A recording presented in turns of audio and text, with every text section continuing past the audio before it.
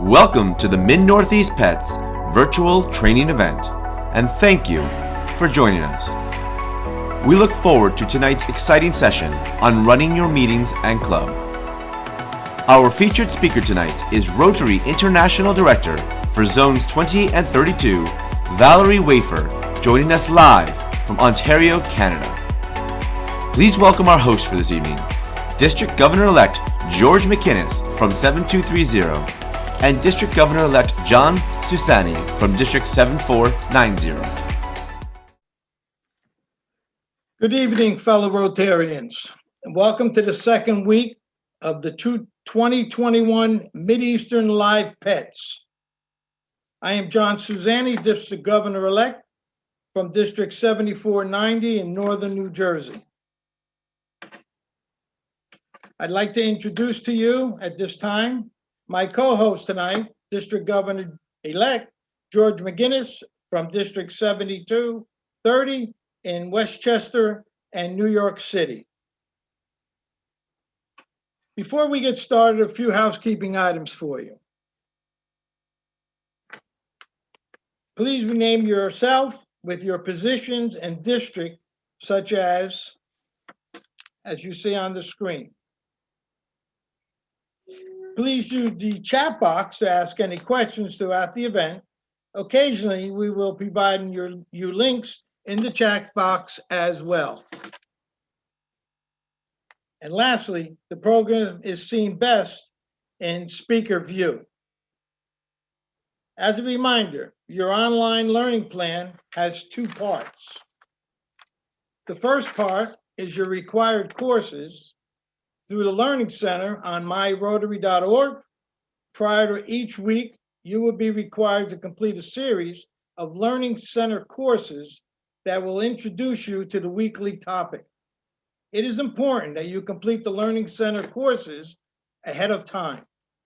Secondly, it is our live weekly online session, such as the one that you are on now. We will be coming together every Tuesday in March from 7 p.m. to 8:15. If you are not able to join for a session, the event, minus the breakout rooms, will be recorded and available on the petsmidnortherneast.org website.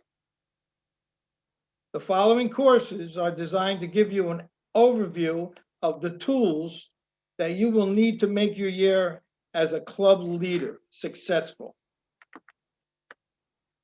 A reminder that our agenda each week is as follows. Each pet session will include a feature speaker with question and answers. The breakout rooms will give you an opportunity to collaborate and share ideas with your fellow Rotarians. We have redesigned the breakout rooms model this week so that you will have more time together. Our feature speaker tonight is Miss Valerie Wafer. Valerie is Rotary International Director for Zone 28 and 32, and she will be joining us live from Ontario, Canada. Valerie has recently been selected to serve as Rotary International Vice President for 2021 and 22 Rotary year. Such a great accomplishment for her and our zone. For Valerie's full biography, please visit petsmidnortheastern.org website. In just a few minutes, Valerie is going to share an inspiring message with us. Then afterwards, we'll have about 5 minutes for questions with her. Please put your questions in the chat box as you think of them. Please watch this great interpretation of our four-way test. Of the things we think, say, or do. Is it the truth? Is it fair to all concerned? Will it build goodwill and better friendship? Is it the truth? Is it fair to all concerned? Will it be beneficial to all concerned?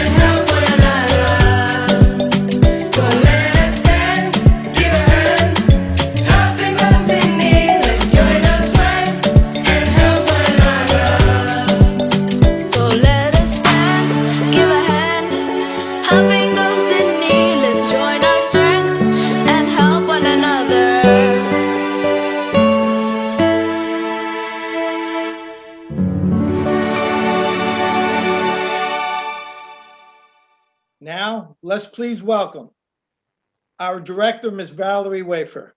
Welcome, Ms. Wafer. Thank you so much. Thank you for that introduction, District Governor-elect John. It's wonderful to see everyone, so many familiar faces, and it's an absolute honor to be with you tonight. And what upbeat music, man, I would just want to get up and dance. I happen to be a huge Justin Timberlake fan, so I really enjoyed the intro music, and it's really upbeat music. So, thanks to the Mid-Northeast Pets Committee for inviting me to be with you tonight. As I said, it's an honor to speak with you tonight. And I want to take a minute to congratulate all the president-elects and incoming leaders to the 6 districts that are represented here. A top priority for Rotary is growing and diversifying our membership to make sure that we reflect the communities we serve and that we're inclusive of all cultures, experiences, and identities. Not only to create a diverse Rotary population, but to include marginalized groups in everything that we do. We're creating an organization that is more open and inclusive, fair to all, builds goodwill, and benefits our communities. As you may know, in January 2019, the Rotary International Board of Directors passed a diversity, equity, and inclusion statement. And I'm sure you're familiar with it. I'm not going to read it out loud, but it is available, obviously, on Rotary.org. And this statement is intentional, in that Rotary will build a diverse, equitable, and inclusive culture in which people from underrepresented groups have equal opportunities to participate as members and leaders. And that as people of action, we will create lasting change. So let's look at one aspect of diversity in Rotary that we can make immediate advances on. Yesterday was International Women's Day, and there was so many celebrations going on. And I know myself, in the morning, I was in Egypt, I was in Cairo, I was in California at lunch, and I was in Toronto at dinner time. So this virtual world certainly allowed us to participate in many celebrations, and it was a really wonderful day. So women in leadership positions in Rotary. As of July 1 of this year, there are 6 women on the board. And as of July 1st in this year, 2021, the beginning of our new Rotary year, there'll be 8 women on the board. And if you include our president-elect in 2021, Jennifer Jones, there will be 9. That is gender parity for the first time in the history of our organization. Such an exciting time to be in Rotary. This is healthy and this is necessary because we know that a diverse board will bring innovation, alternate opinions, and thought. And most of all, a diverse board brings fairness of opportunity and leadership. Rotary International has set a strategic goal to have membership of women in Rotary at 30% by 2023. Now, some may argue that we shouldn't put a number on such an obvious demographic and it should be 50%. And I agree, but without goals and measurable outcomes, we may be repeating this conversation in 2030. Well, let's just break down women in Rotary a little further. So currently, membership of women on a global basis sits at 24%. And remember our goal of 30 in a couple years. But I'm pleased to say that in North America and the Caribbean, we're currently sitting at 33%. So that shows that in parts of our world, our global organization sits at less than 20%. But here's the encouraging thing about DEI and demographics and the future leaders of our organization, and that's Rotaract, our future members and leaders. Women in Rotaract globally sit at 45%, and in North America, it is 54%. So what is certain is that we must remain relevant and attractive to new and diverse members. We must be inclusive to potential new members because equity isn't just important to young people. It's an unconscious expectation. It's the norm. Imagine what an entity looks like to them that does not constantly practice inclusion and equity. By 2025, millennials will dominate the global workforce by an estimate of 75%. This is a generation that demands a diverse workplace and base their job offers and acceptances against a company's equity outcomes. Recent university graduates have made it clear. There are 2 topics they will not debate, they will not negotiate, and that's protecting our environment and equity. This is a generation that has raised their voices and caused our generation and those before us to finally feel comfortable having those conversations. I was speaking to a large club in our zone recently, and we touched on DEI. And I was asked to stick around after the meeting to continue the conversation. And after a few minutes, a Rotarian who is a person of color spoke up, and he shared with us a personal and impactful message. After 15 years of being a Rotarian in this club I was speaking to, with his fellow members, his Rotary family, he has never felt 100% accepted and never felt he could express his concerns or feelings. And he saw many other potential Black members join, only to leave in the first couple of years. This conversation that we are having today in our clubs, in our districts, gave him the courage to speak up. This isn't just a powerful story. It's exactly how culture of belonging begins. We need to cultivate a diverse, equitable, and inclusive culture in which people from underrepresented groups have greater opportunities to participate as members and leaders and feel comfortable and feel heard. What is important is that we live by our diversity, equity, and inclusion statement, and we celebrate the contribution of all people regardless, and that our clubs reflect the communities that we live and work in. Now, many of you may be familiar with Tim Hortons, and if you're not, Tim Hortons is the #1 franchise quick service restaurant business in Canada. And my husband, Mark, and I spent 25 years as Tim Horton restaurant owners in Toronto. And during that time, we employed over 200 workers with disabilities of all types, in all positions, including senior management. And at any given time, our disabled employees made up about 20% of our workforce. And the reason we did this wasn't simply because it was the right thing to do, even though it mirrored our demographics in our community, considering 20% of the world's population has a disability, but rather because it was good for business. By employing people with vastly different problem-solving skills, we created a more innovative workplace with higher safety ratings and lower absenteeism and turnover rates. Therefore, by being inclusive, we were more profitable. And our staff, for the first time, were living full lives and contributing to society. And in time, a very short time, the culture of our business changed to the point where non-disabled people applied to work to be included. So let's picture a Rotary Club as a franchise. Your employees, your members, come from the community in which you operate, the fabric of society. Their families become your customers, your supporters, your volunteers.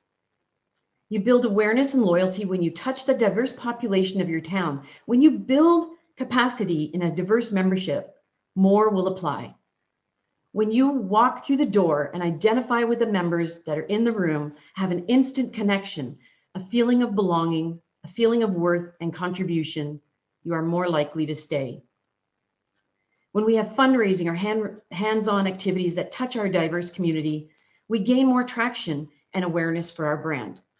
We're also viewed more seriously when we participate in community activities that affect marginalized groups and have representation from the same groups as our club members. So getting back to my restaurant example, I can tell you that customers who walked through the door told us we weren't the closest Tim Hortons to their home or their business, but they came to us. They went out of their way because we represented their community. They walked through the door and identified, they felt comfortable, and this is what our clubs should look like. Diversity is a given. We are all diverse in some way in this virtual room by our cultures, our occupations, our hobbies, and our religion or religious or political beliefs. But to be inclusive takes effort. It takes action. It takes constant action, constant personal correction and awareness. Inclusion also takes tone and intent from the top. Senior leaders set the tone and act as role models. So I opened with Rotary's diversity, equity, and inclusion statement. But a statement is just a statement unless we put action behind our words. A statement, however, is always the first step. It's the tone and the intent. In July 2019, or in July, July this year, the Rotary International Board conducted a meeting with diversity, equity, and inclusion, the only thing on the agenda. And a decision was made to form a DEI task force to bring recommendations to the board by June 2021. President Holger-Knack asked me to chair this committee, and we really are excited about the work that is in front of us. We recognize it, it's a heavy lift, and we'll never be able to check a box and congratulate ourselves for completing the job well done, because we know that this culture change will take years. Rotary International and the board provide us with that leadership in the area of inclusion and equity. We have the tone and the intent from the top. We have that leadership. We have the permission to get going, but the real change in Rotary will come from you.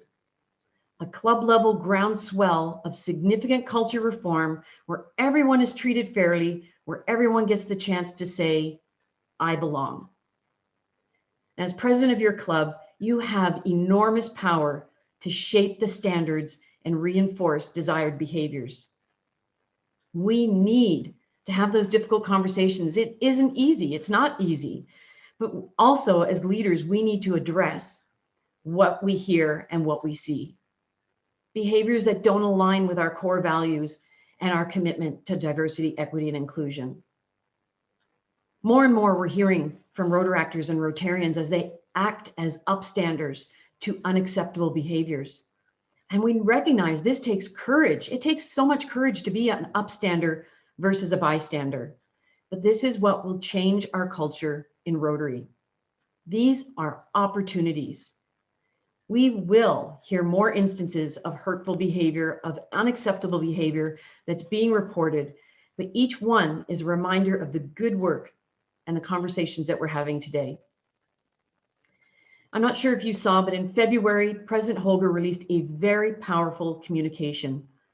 And in part it said, and I quote, "There is no place within Rotary for racism, homophobia, transphobia, sexism, classism, or ageism." And then a strong commitment statement reading, and again I quote, "We do not believe that this is a political stance, and we do believe that we should be openly discussing these issues within our organization." Probably the strongest statement that has been put out around our diversity, equity, and inclusion statement. And this leadership statement resulted in overwhelmingly positive comments from Rotarians, Rotaractors, and potential members who were impressed by Rotary's commitment to DEI. I can tell you that these words empower me, and I would encourage you to review the leadership statement, our core values, and our DEI statement as well.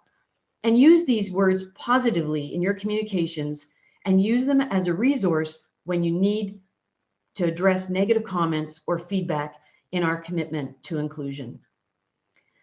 So how can we create the inclusive culture where everybody has a chance to say, I belong?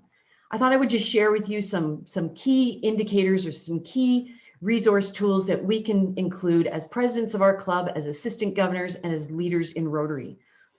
So first, we need to really look to see who we are and how we're operating before we can go out into our community and invite the people who are currently not represented in our clubs. So take a look at our current meeting format and our locations.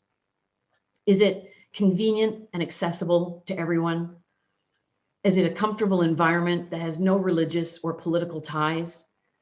Are we currently seeing the benefits of virtual meetings to be more inclusive? We talk about not going back and looking at hybrid meetings and just the learnings that we're getting from this time that we are in COVID-19 lockdown.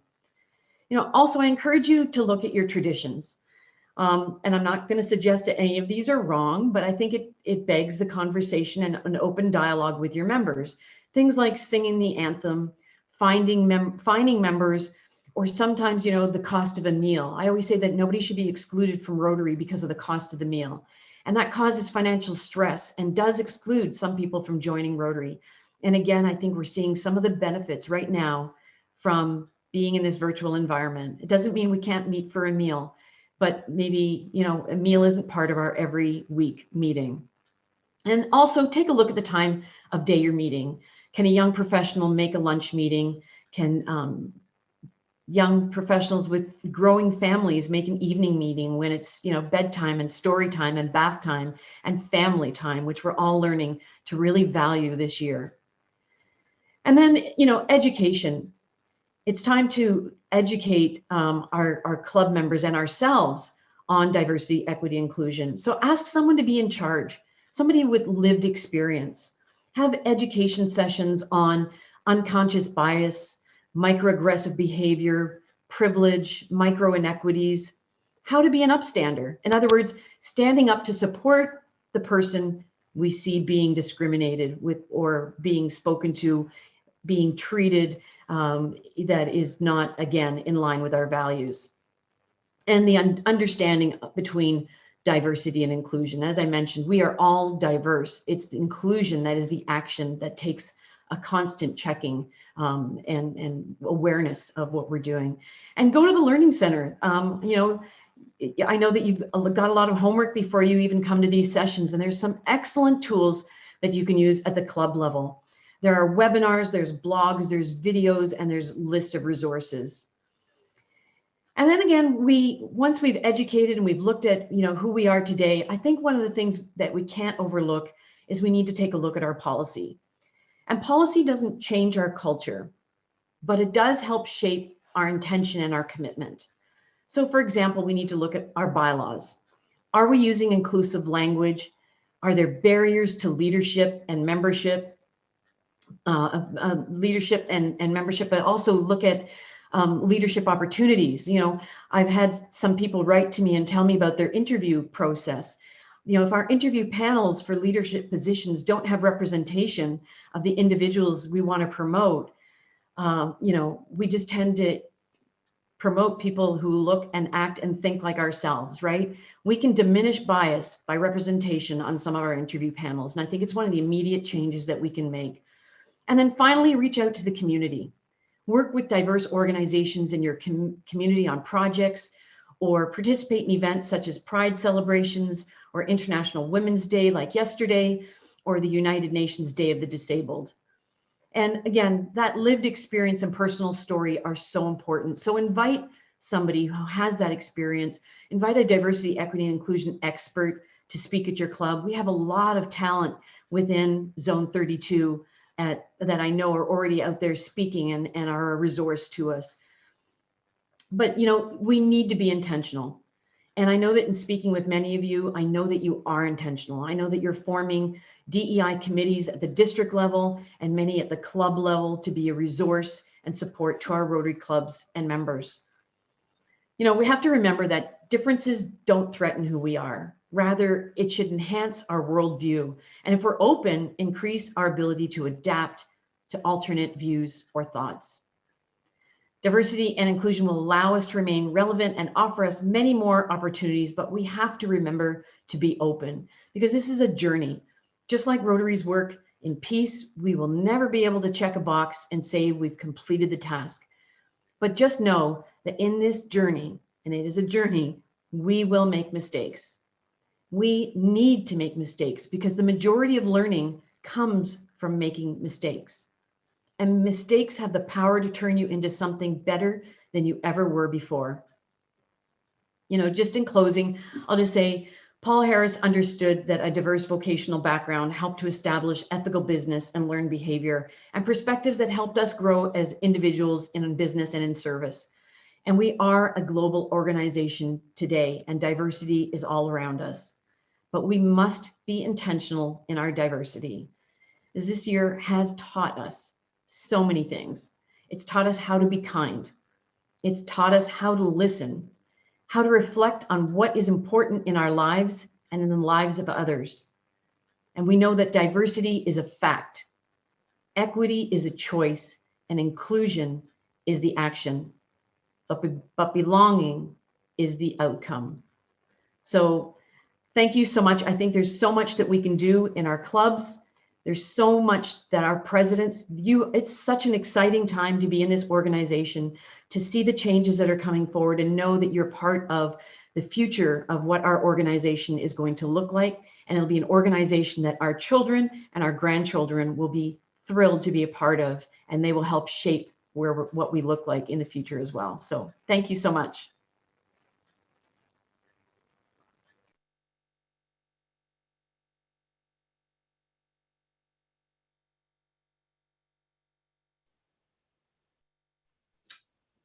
Thank you, Director Valerie, for a very powerful and wonderful presentation. We would like to have a moment where we can have some questions, if you don't mind. For sure. John, if I could help you out, actually, I just want to pick out a question that I saw in the chat box. Feel free to, Mike. Thank you. Yeah. So, what ways can Rotarians help bridge diversity gaps in this politically charged environment, certainly in the States? Well, I think that there are a lot of people who think that diversity, equity, inclusion is political, and I know that there has been a divide, perhaps in your country, maybe even more than Canada. But I think that that's why that statement that President Holdernach put out was really, really important. I think it was one of the most important sentences in the whole communication that he sent out. And I'll forward that communication to you, District Governor-elect Mike, after we're done here. If you didn't see it on social media, you can find it on Rotary International's Facebook page. It was so clear that this is a human rights issue, right? Equality for everyone, having everyone be able to show up as their true authentic self is really the way we're going to move the culture of Rotary. We have so much to learn from everybody who's currently in Rotary and those who are not represented in Rotary. So I don't see it as a political issue. Rotary International just does not see it as a political issue. And I think the statement from Holdernach really speaks to that. Thank you. John, I think if actually just in interest of time, I think we can move on. And Valerie, what we'll do is we'll save the chat box, and if we get some questions picked out from there, we can certainly email you, and if you can respond to those, we can send it out to the group. Excellent. Very good, Mike. Thank you. Valerie, thank you again for coming this evening.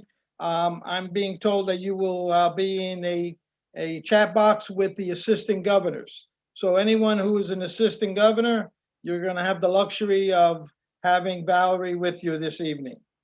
I would also like at this time to turn it over to my fellow district governor-elect, George McGinnis, to introduce this week's topic.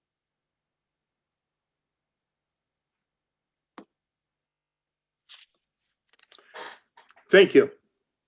Ladies and gentlemen, the topic for this period is how to run an effective meeting of your Rotary Club.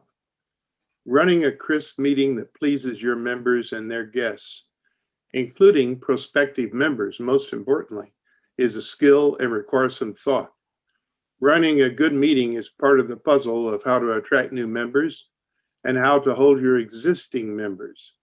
There are a number of factors which go into a good meeting, including but not limited to duration, topics, speed of progress of the meeting, the quality of the program, and the pleasant attitude and confidence of the manager of the meeting. If you go to your chat box, you'll find a link to a short document called Running Successful Meetings. It's a précis of a course I gave to my district on how to run a meeting. A reminder that the President-elect work session summary is your guide to your PETS training. This document outlines the topics the training series will address, the featured speakers, and your required learning center courses and reading material. It also contains links to resources that pertain to that topic. The guide can be found on the petsmidnortheast.org website. Print it and keep this document handy, as you're going to want to reference them throughout your year. Also, your most important resource is called Lead Your Club President's Guide. Each week of this training event, except for the last, follows the chapters in the book. Tonight, we're discussing chapters 3 and 4. Prior to this session, you should have completed 2 learning center courses. The first gave you an overview of the basics for club administration, including how to report members' changes and how to update club details. The second is an excellent course on preventing and addressing harassment. The course reviews Rotary's policy on a harassment-free environment. There are also 2 optional courses that we hope you'll take if you've not already done so. When looking at your club experience, these 2 documents are a great resource. The first is the Rotary Club Health Check, which is a great way to assess your club from an outside perspective. Be a Vibrant Club is a short document that shares ideas on how to engage your members, conduct meaningful projects, and try new ideas. Both these documents were included in the resources guide that's available on the PEPS website. We will put in a link to that guide in the chat box as well. So look in your chat box and you can download it. Welcome back, everyone. We hope that you all had great discussion and learned something new from your colleagues and classmates. I know I did. I want to take a few minutes to highlight some of the ideas that were shared tonight. We're going to call on a few of the moderators to share with us highlights from their room. We'll start with Vicki Kessler. Vicki, could you tell us a little bit about what happened in your room? Unmute. You're muted. I got you, Oh, Vicky. now I am. Okay, thank you. I couldn't unmute myself.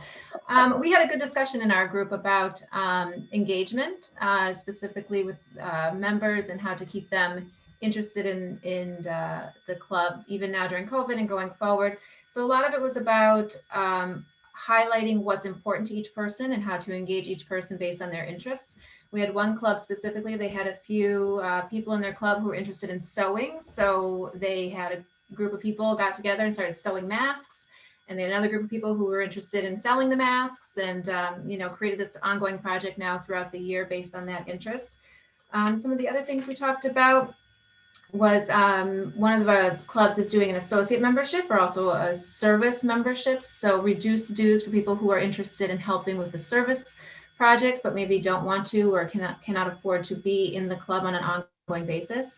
So a lot of different things, but I would say mostly based on interest and the comfort levels of the members involved, keeping them engaged. Thank you. Well said. Okay. Justin Carrenta, could you tell us what happened? You're muted. You're muted. Unmute. Unmute. You're muted. Oh. You're muted. I believe he's unmuted. I think he might be having some issues with his microphone. Okay, we'll move on.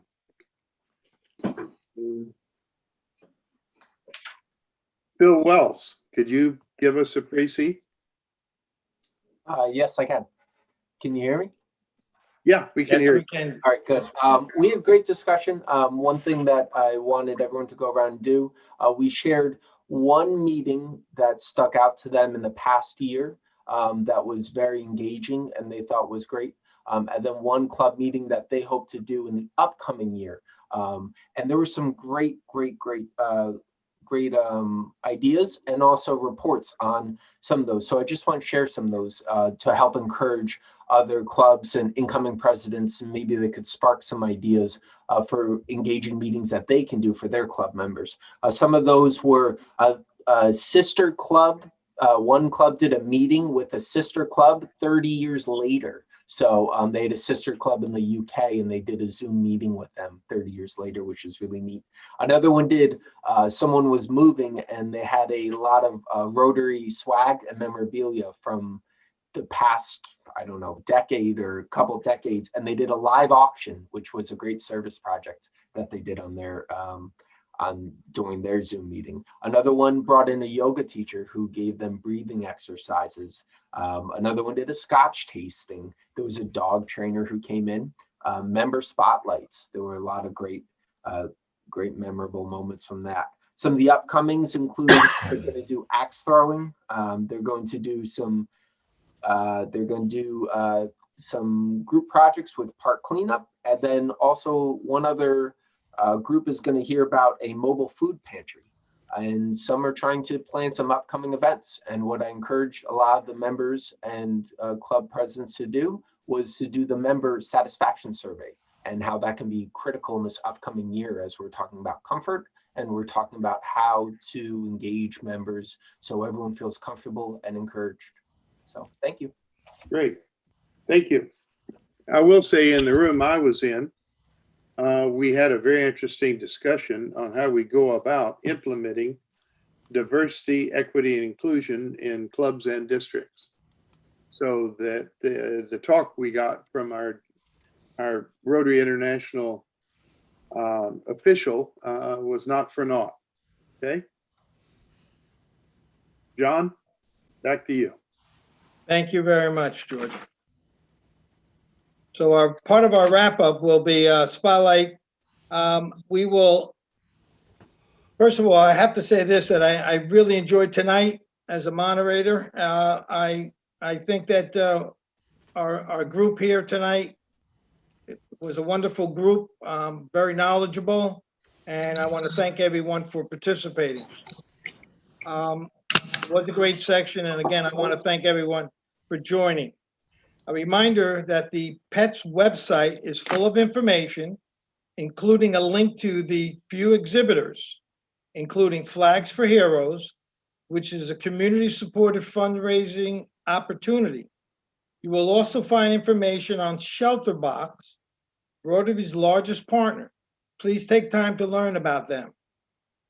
Be sure to check out the virtual booth for Russell Hampton and notice, if you like, the 15% discount. Each week we are going to give away a $100 gift certificate or a gift card to the president-elect. We will be doing this in just a moment. But a reminder that we will be together every Tuesday in March. Our top next week is Strengthening Your Membership, hosted by DGE Mary Ellen Bertley from 7410. Our featured speaker is Herb Claus, 2019 20 District Governor from District 7430, Pennsylvania. Herb will be sharing a unique way to access your club membership. Please be sure to complete your required Learning Center courses and reading material prior to next Tuesday. Mary Ellen Bentler. Yes, Miss Mary Ellen. Lastly, our team wants to know that what your thoughts are about tonight's event. In the chat box, you will see a link to a very short survey. I promise you it only takes no more than 60 seconds and it's completely anonymous. Your feedback is critical to us making this event better every week.